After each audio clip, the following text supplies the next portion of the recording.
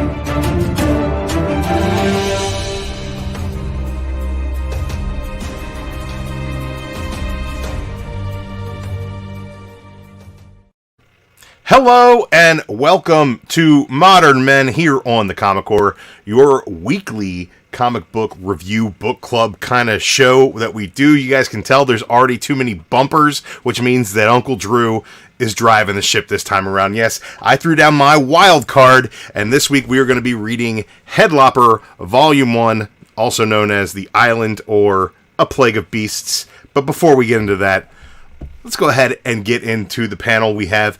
ComicManAndy is here tonight. Man, that is a Norgal-like beard you got sporting over there, buddy. How are things going? I was going to say, the only beard better than yours or mine tonight is going to be Norgal's. I think Norgal's beard is way better than mine. I don't know how you feel about yours, but I don't know if mine stacks up. Carson, you're in the basement for this one. Yeah. You're letting me drive the car. Do you have a death wish, my friend? No, I'm just ready to get my head lopped off after trying to read this story is all I know. Well, we're going to go ahead and get into this. First thing we're going to do, though, is we're going to get into the chat. The Great Legend Show popped in, so he loves the thumbnail. Carson makes the best thumbnails for Modern Men. Very consistent. I really love those myself. The Stream Elements Robot is here. He's running. I don't know where he's running to. And Downright Nerdy Podcast popped in from the Mom's Basement Studios over there with the Downright Nerdy Podcast. Good to have you guys stopping through. Chris Barrett's here as well as ComicManAndy, who decided he was going to type as well as be on the show.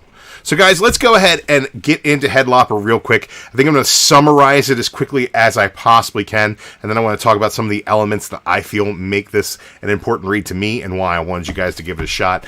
Basically, The Island, or A Plague of Beasts, is about the island of Bara. And the island of Bara is been plagued by beasts. There are different monsters that are attacking the townsfolk and the people of the kingdom of Bara.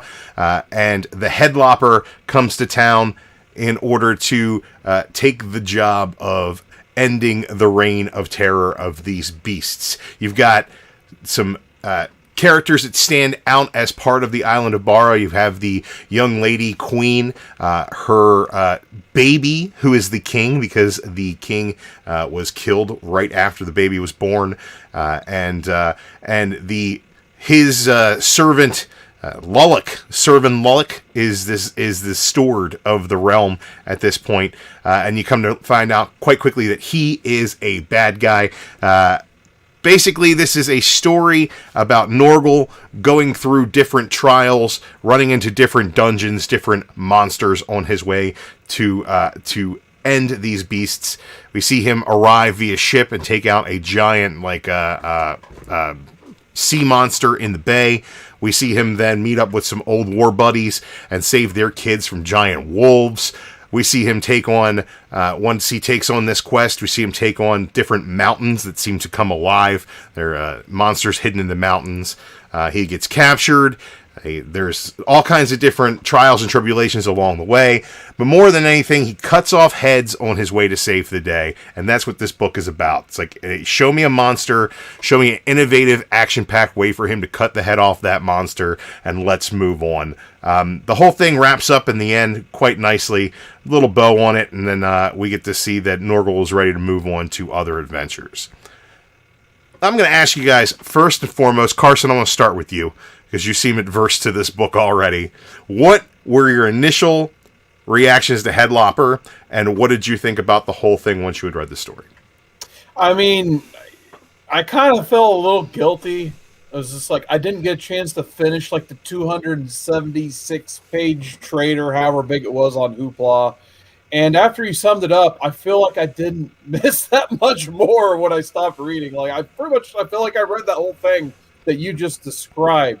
But for me, like my impressions of this, like I kind of thought it was fun. First 3 or 4 pages, he just running around lopping off heads. But as I got into page 20 and 30 and 40, I felt like we're still on page 1 and 2 and 3. It's like he's just running around lopping off heads. There's a bigger monster. He gets swallowed. Hey, he gets his head cut off anyway. After a while, I was like, okay, I get it. Anything he gets put in front of him, he's going to cut its head off. Okay, great, wonderful. But I was just like, the more I kept going, I'm just like, okay, I've had enough.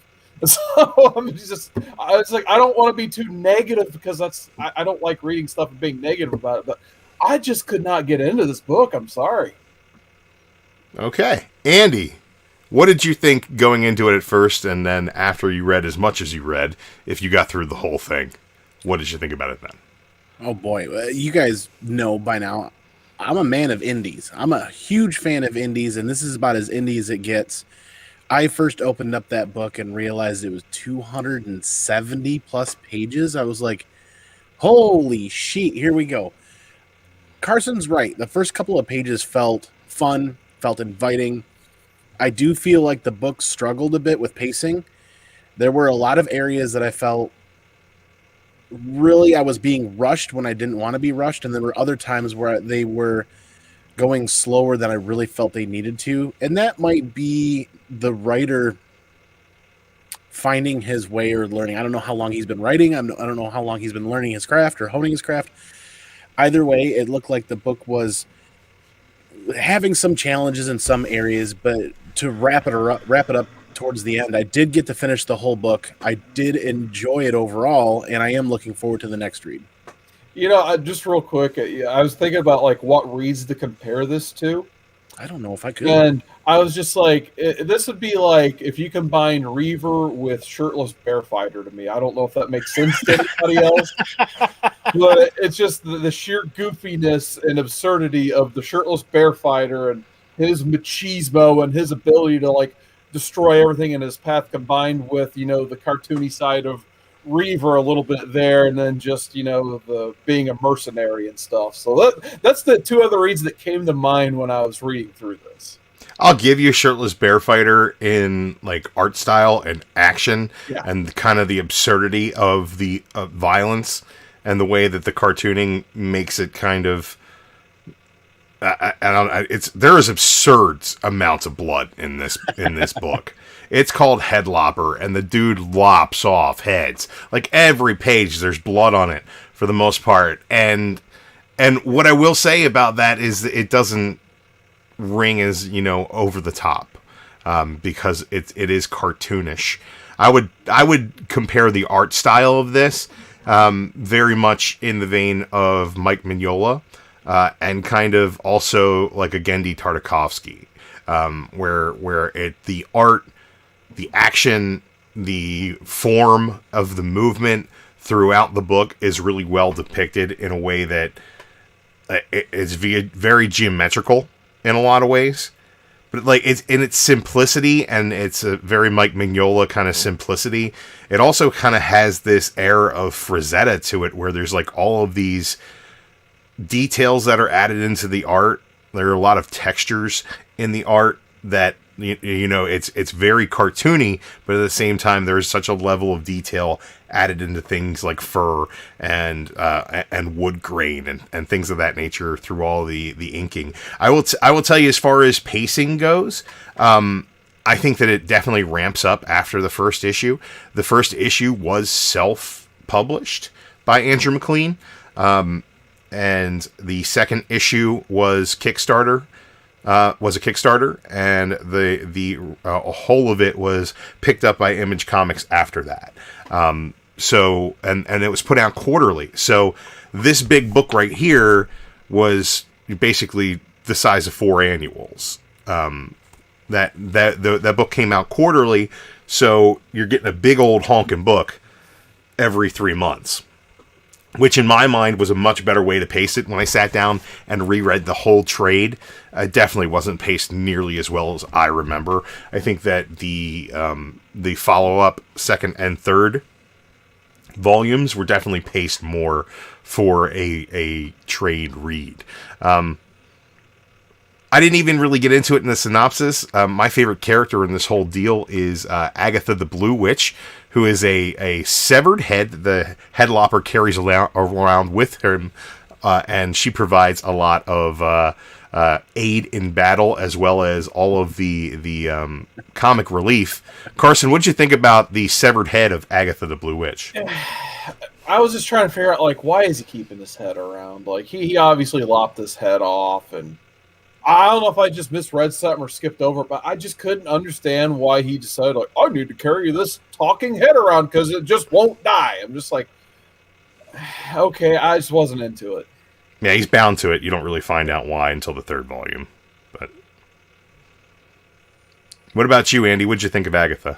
Agatha was my favorite character of the book, especially towards the beginning where he very comically just punts her across the village. And it made me think of that penguin game back in the day on the PC where you bat the penguin and try to get it to bounce with the blood splatter. He just punts her right straight up in the air and just see her bounce a couple of times off in the distance. The comic relief was very welcome in my opinion, and I felt it went hand in hand with the art style and with the writing style. I really did enjoy that. And she comes through clutch in a couple occasions as well. Kind of a yin to a yang a little bit, where he doesn't believe in magic, and steel is always going to be mightier than magic, and yet she flips that coin on him and saves his keister a couple of times. Yeah, I big fan of Agatha. I think my favorite part is when the little dude gets him in trouble, the little Nim. Gets him in trouble with the big giant. They're fighting these ghosts, and then all of a sudden these big ogres come. And while Head Lopper's dispatching with these ogres, in this really great sequence where he's got these motion lines, where it's like he hops from 1 to 2 to 3, and then slices through 3 heads. But you see him already sliced through the head, and then the panel just really depicts how the action took place in a really interesting way. And it's really cool in the way that they also will pull away from the shot, and as they pull away, Norgal just becomes these simple lines with this billowing cloud of a beard and this little triangle mouth, and you can kind of see what he is. Let's see if I can find a good panel of that, because that to me is the way that they show perspective. Like there's Norgal there. That's just a face. You can tell that's Norgal immediately, even though he doesn't go into the detail on the face, and just spend so much more time on the foreground with Agatha and the setting there, which is really cool. I dig the way that that's done, but he's fighting these big giants, and meanwhile Agatha's just ahead, eats the little nymph guy, and then like Norgal's like, where'd that guy go? And she's like, I ate him. She's like, you don't eat. And he like pulls the guy whole from the bloody stump at the bottom of her head, which is really neat deal. So let's get into some of the other things that are happening in this book. Andy, I know you read through the whole thing. Carson, you're just going to miss out on a little bit of the nuance of the story as we go through. But the story of the king and how he abused his power and drove Servan Lollick to the man in the black bog, who was essentially the island itself, plaguing all of the humanity with these beasts, and how Lollick turned against the king and then again tried to turn against his master in order to steal the power of Agatha the Blue Witch. What did you think about the story arc of Servan Lollick here, the main bad guy we see as far as human beings go here? It's a little difficult to follow, and I feel like that's, now that you've brought to light the fact that the book was done quarterly, I can see where some of the issues that I had with it come from, that being a quarterly book. If it wasn't a quarterly book, it may have flowed a little bit better. That storyline, I think they didn't get into it often enough or stick with it as often as I would like them to. Like, they kind of diverged from that a couple of times, and then I get wrapped back into that. It's like, oh, wait a minute, who are these characters again? What's going on?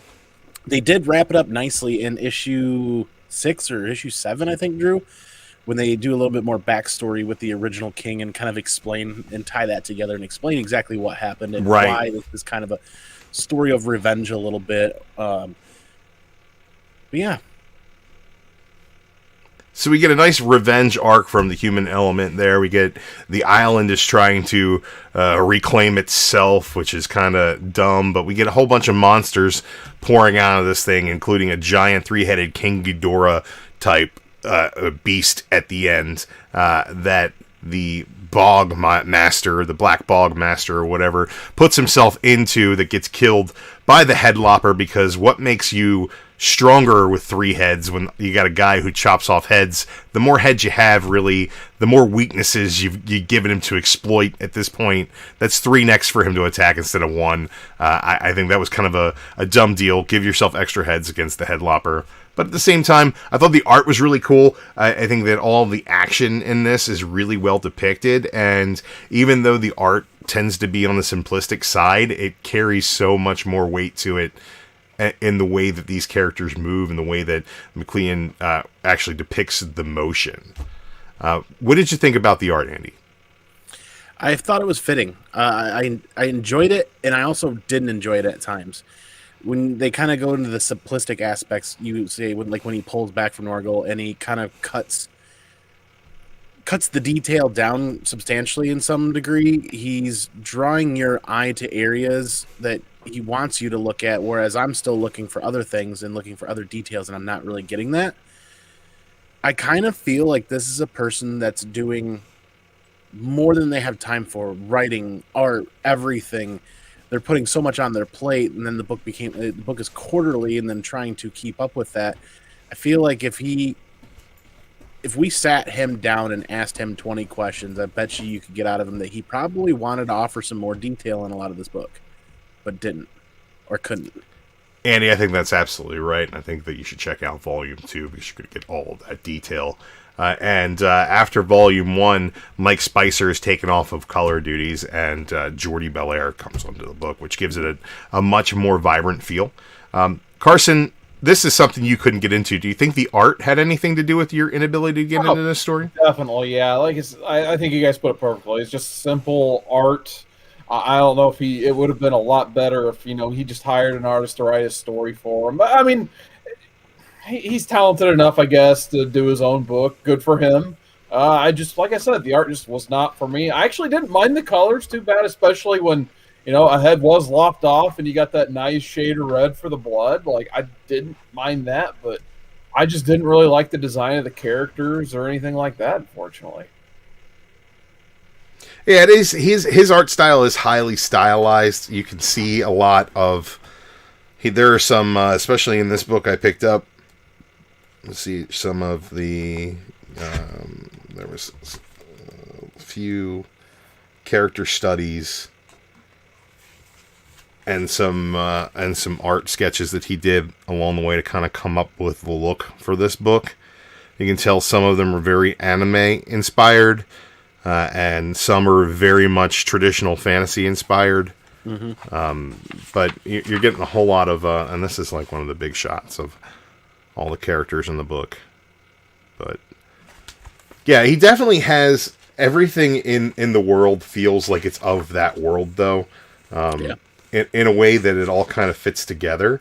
But I can see what you say. If you're not looking for that style, it might be something that would definitely turn you off. Carson, I think you missed the Man-Bat people in, what is it, issue 3? Andy, where they show the war of... There's like this Man-Bat with a hookshot arm. Oh, yeah. Yeah, that was... They lost me a little bit there. I was trying to figure out where this... It was like a flashback battle. I'll try to find it because there's a cover in the cover gallery that has the... He's fighting a Man-Bat with a hookshot arm. Yeah, see, I had no idea that was Right. a flashback by any means. And this thing had some really great variant covers too. There's Gabriel Ba did a variant cover for him. James Stoke did a variant cover. Yeah, there's oh man, I wish I could remember the name. James Stoke there. Yeah, there's a couple that stood out big time for me as far as like the covers. Raphael Grandpa cover there. And there's also a bunch of pinups in here, and every issue he would include pinup gallery from other artists. Just like there's a Trad Moore take on Norgal. That's one of my favorite things about this is like you can kind of put any art style on top of it and kind of change it up a little bit. But it is a very simplistic, very distinct art style that he has, and I could definitely see how that would turn some people off. Did you see that page from Philip Akovic? I can't pronounce that. It's not in the cover gallery. It's just before the cover gallery. And this was like just screams Head Lopper in my opinion. Oh yeah. It's like the Frazetta painted style. Mm-hmm. Yeah, see, that cover's awesome. Right. So there's some really, really cool stuff here. With like this is the Max Thuimara negative. That's fantastic. Yep. Yeah, that's pretty cool. Yeah. So let's go ahead and put a bow on this thing here. I already know that I'm going to get a subpar rating from Carson. He didn't get past issue 1. Andy, what's your grade on this thing, man? Let me know what you thought about Head Lopper. So Carson and I are definitely in agreement here that Hoopla was not a good vehicle for this read by any means. Hoopla was tough to deal with, tough to keep going with. I did finish reading it on Hoopla. If this were a book coming out right now, I would probably drop it off my pull list after the first arc, after the first story was done. I'd give it a solid 8.0, though. I enjoyed it. I understand what they were putting together. I like the idea of the character. I might revisit a series like this later on at a later time when another trade is out, but I wouldn't be buying it issue to issue. I'd be looking for trades and hoping that they are given time or finances or whatever tools they need to further develop this, because I feel like this was a great idea that somebody had, and they're just looking for a way to get off the ground with it and get it started, and that's exactly what happened here. And if you're right, man, and if Volume 2 or that next read really does capitalize on some of the challenges that I had with it, I think I'm really going to enjoy that one next. Carson, give me a grade, buddy. Oh, man. The fact that you're going to grade this lower than Tornado's Path makes me not trust your opinion. See, now you're making my grade go a little bit lower now.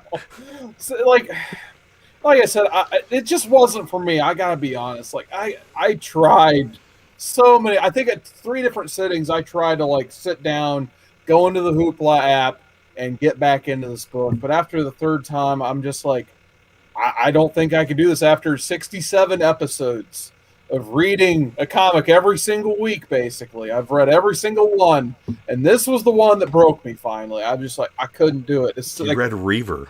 I read Reaver, yes. I read Tornado. I read the Scotty Young Fuck Fairyland. We read that. I mean, but this is the one. Like, I kind of enjoyed, like I said, the first few issues or the pages were like, okay, this is kind of fun. Then I actually like hit the button that said 276 pages. Like, oh dear God, no! I was hoping for like 100 pages. I wasn't thinking, okay, but 276 pages.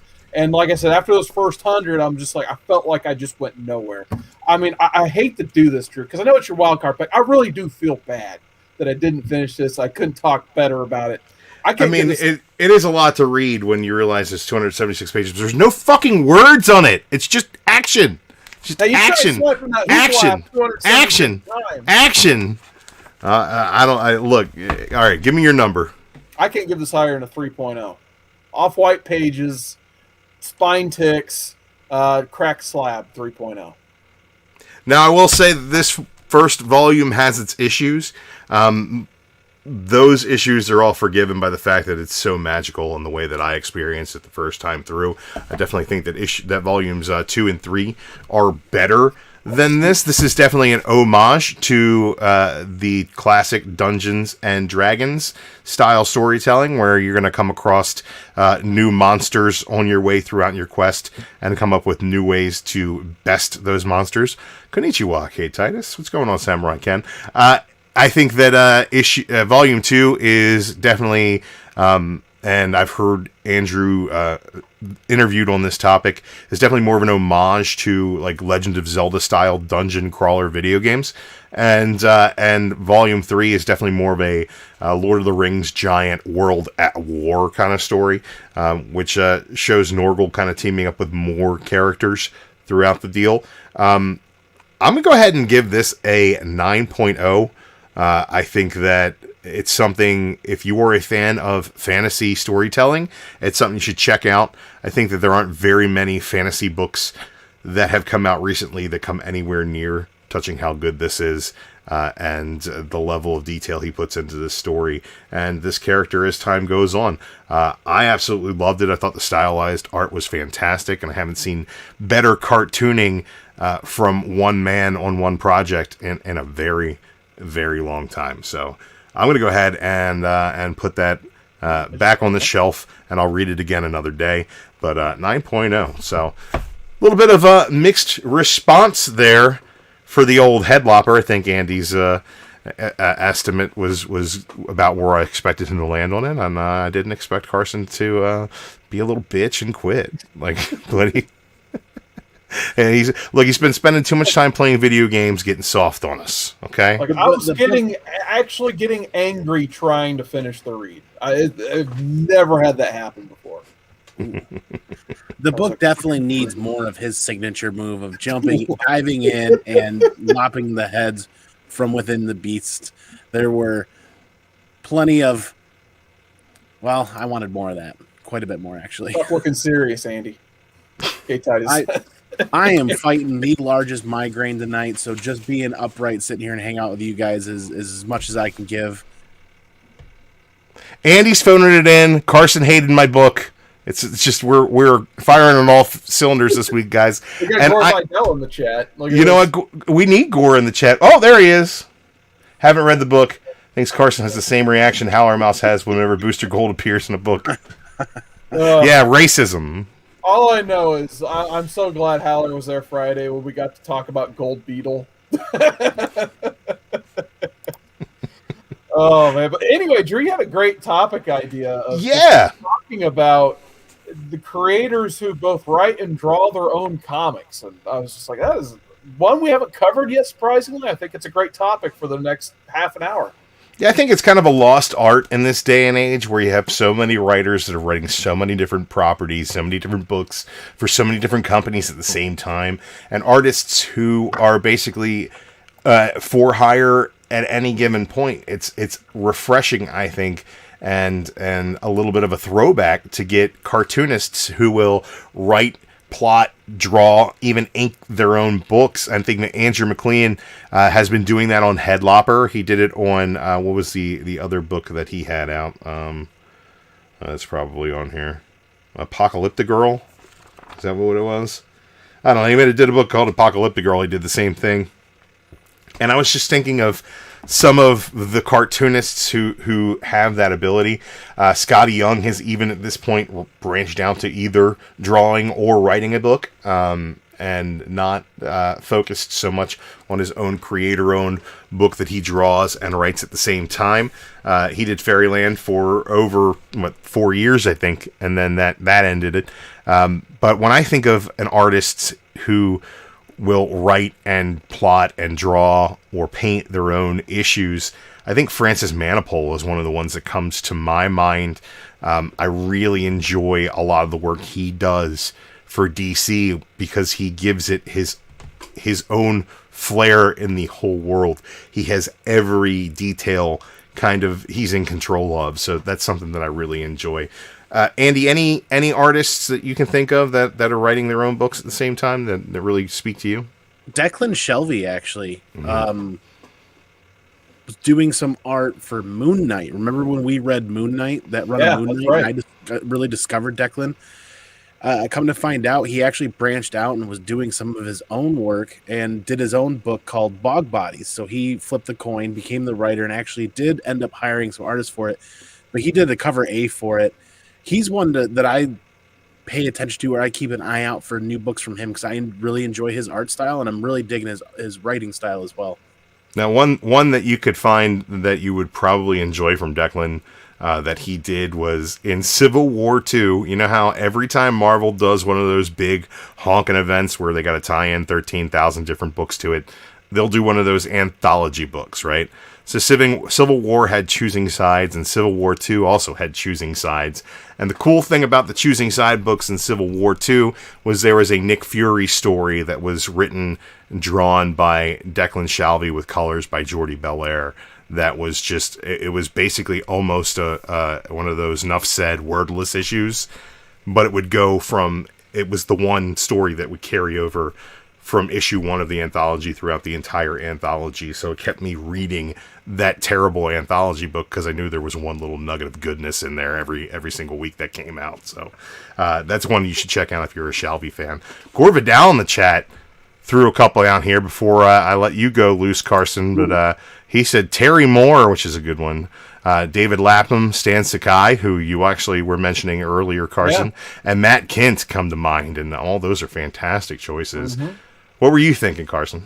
Well, yeah, I was going to mention Stan Sakai, the Usagi Yojimbo stuff. Of course, that's awesome. And then, we talked a little bit about Eric Larson, Savage Dragon, which me and Andy got to read a couple months back, or a couple weeks back, I guess.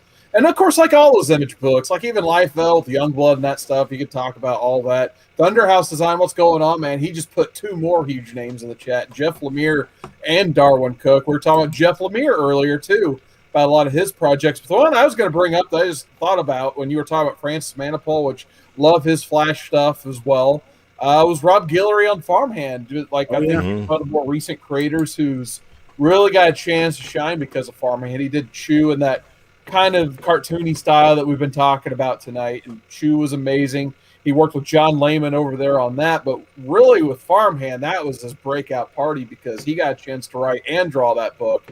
And he pretty much proved that he's got the chops to do both. And then the other name I think I dropped earlier was Tim Seeley. Even though Tim Seeley's kind of not doing so much of the art anymore, he's actually become a pretty successful writer more than an artist. But, I mean, there's a while, like, it was either he was doing his own stuff or he'd get Mike Norton and then his Jenny Frison, like his Chicago buddies, to do the book with him. And then Chris Barrett actually has dropped another really good one, Sean Gordon Murphy with his and Punk Rock Jesus, of course. So a lot of good ones. Sean Gordon Murphy is one that when you hear that he's going to be working on something that somebody else is writing, I kind of get disappointed. And of course, William Byrne just mentioned one of the ultimate ones, John Byrne.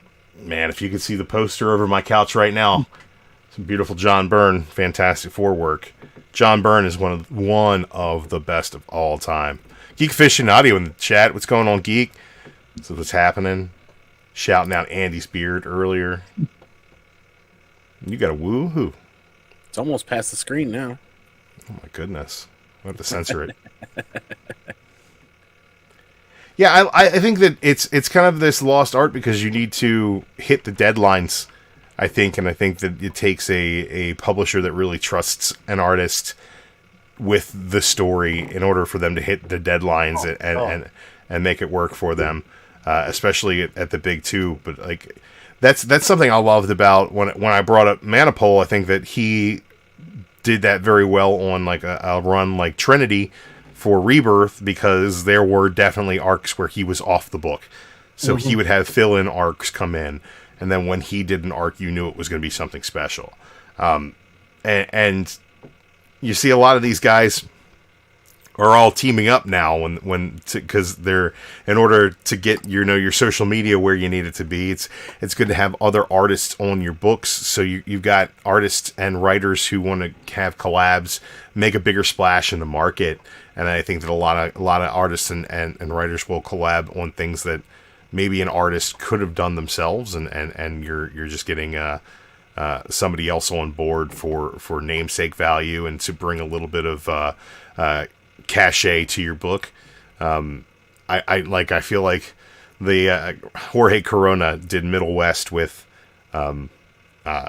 Scotty Young. Yep. And Corona did Feathers before that, just him doing Feathers, writing and drawing it. And Young did I Hate Fairyland before that, just him, writing and drawing it. And that book seems to be one that, like, yeah, he could have just did it by himself, but him bringing another artist on board allows him to work on more projects. And I think that's why we're seeing less and less the cartoonist who's going to be able to do the whole thing themselves.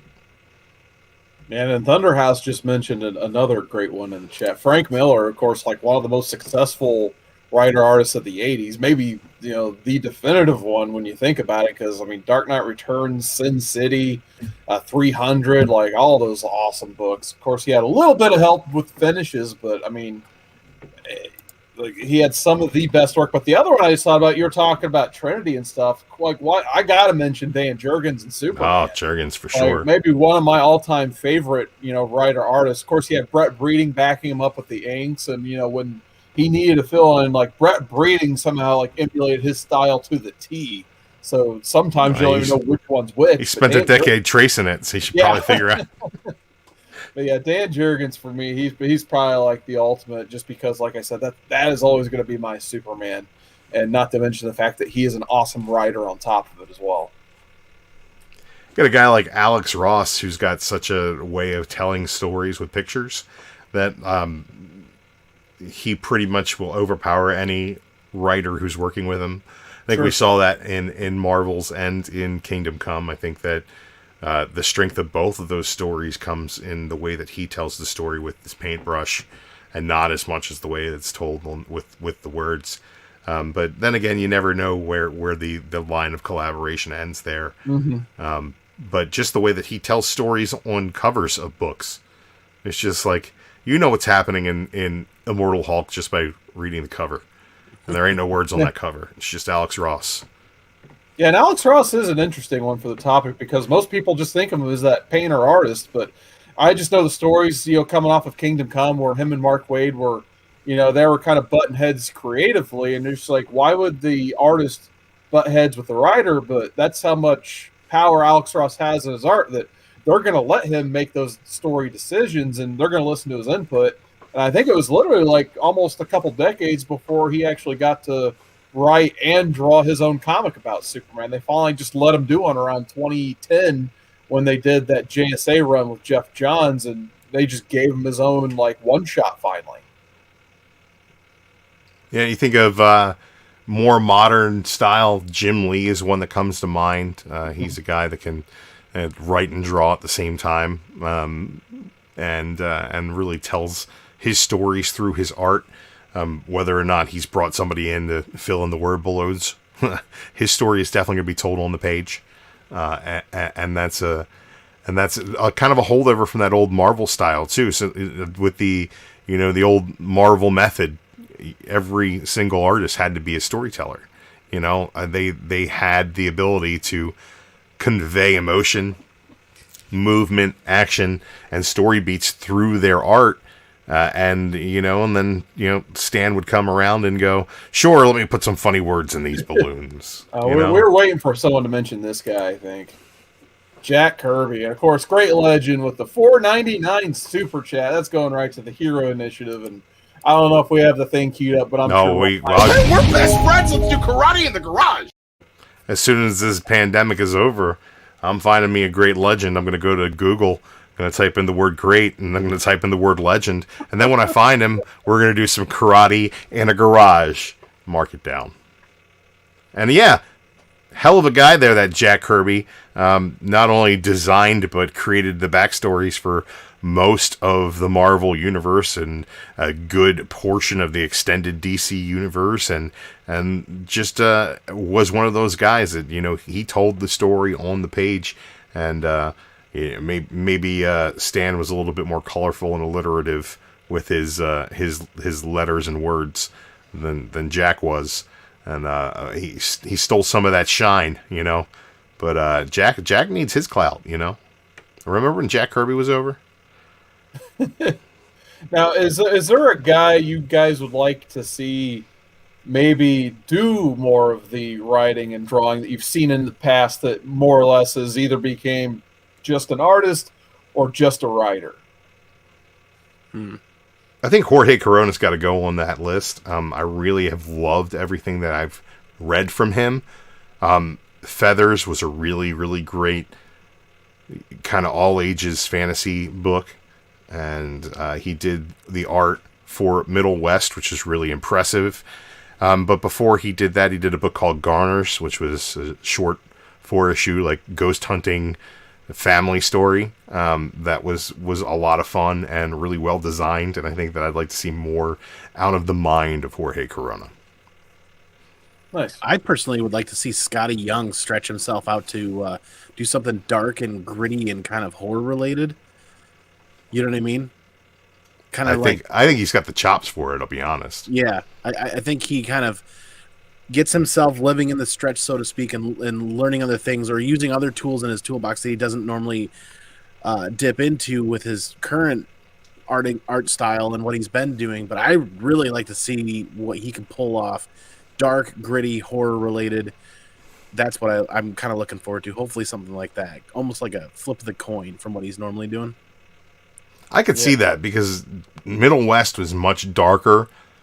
He did a lot of the design elements for that and definitely wrote the story, and it's much darker than the stuff that he's, the covers that he's being commissioned to do from Marvel. Yeah, Baby Wolverine is paying the bills. It's putting the paint on his, his nursery walls every time he has a new kid, but that he's got to be wanting to explore and do something different. I'd like to see him go 1 or 2 steps beyond Middle West, you know what I mean? Something darker and something grittier and something that really hits home hard. One I was going to mention, and I know it's a classic, but I love it anytime Kevin Eastman kind of comes out of interior retirement and does like the occasional Turtles annual. I just remember me and you, Andy, we were reading on my channel our Turtle reviews, and we just read the main issues, but then I got the deluxe hardcover out for the purposes of a review, and I was like skipping along, and I got to the one annual. I'm like, oh crap, we skipped the Kevin Eastman annual. So it's like, oh crap. But I just love it anytime Kevin Eastman, kind of comes out and does the art for the whole book, and I just always prefer his art style because that's like Dan Jurgens' Superman analogy earlier. That's the Turtles I will always prefer. And then the other one, like I was just kind of thinking, like Chip Zdarsky has done a phenomenal job doing a lot of writing. I wouldn't mind seeing a Marvel book eventually where he gets to do a little bit of both and they really just give him all of the creative control. I think that'd be a lot of fun. But yeah, he did that backup in that first issue of Daredevil we read. Right. And it was just like 3 pages, but it was just really phenomenal. Yeah, I think Chip is one that, came in to do art, ended up realizing he can write and realizing it might be a better bit of a paycheck for a little less work. Sure. And I think that a lot of them have realized that. Gore says Grant Morrison started as an artist writer when he was 17. Another one who started as an artist, Dan Slott. Another one who started as an artist was Jonathan Hickman, started as an artist. So these are guys that realized that they had more to offer with their words. But I wouldn't be surprised if we saw either one of those guys find a project at one point where, hey, Dan Slott's done writing Marvel books. He's had his fill as, 30 years on Spider-Man. They're going to give him another 20 on Fantastic Four. And after that, maybe he just wants to write a funny book about some detective that is, a nobody, and he'll write and he'll draw that himself. And maybe that's something that we can get in the future. But yeah, I think that it's kind of a lost art. And a lot of that reasons behind it might be financial, but you're seeing a lot of, it says Bendis started as a cartoonist too. His Jinx World stuff. There you go. And David Mack could be another one. I know it's a collaborator of Bendis, but David Mack, he does all that kabuki stuff over there, and of course does phenomenal art.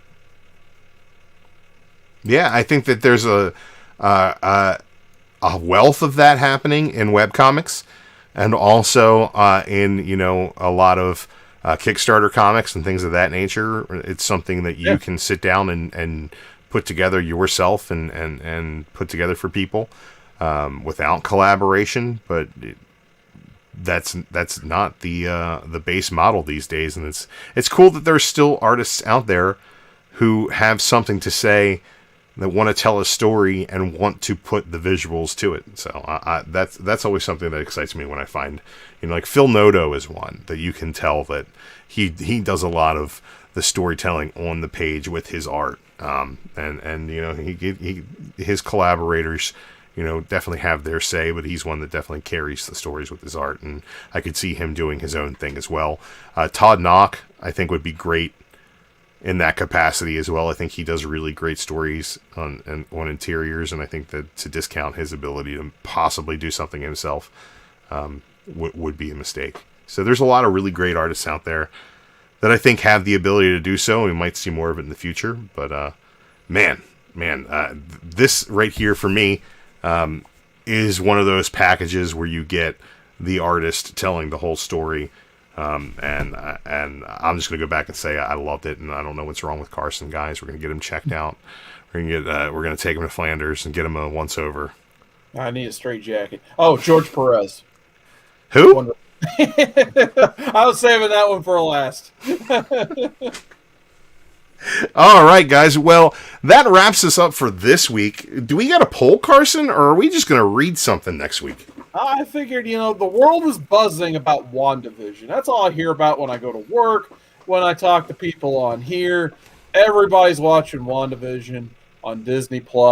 But if you've read one certain story, you kind of already know, I think, where things are going. Of course, they can always take it in a different direction. We don't know any of the spoilers here.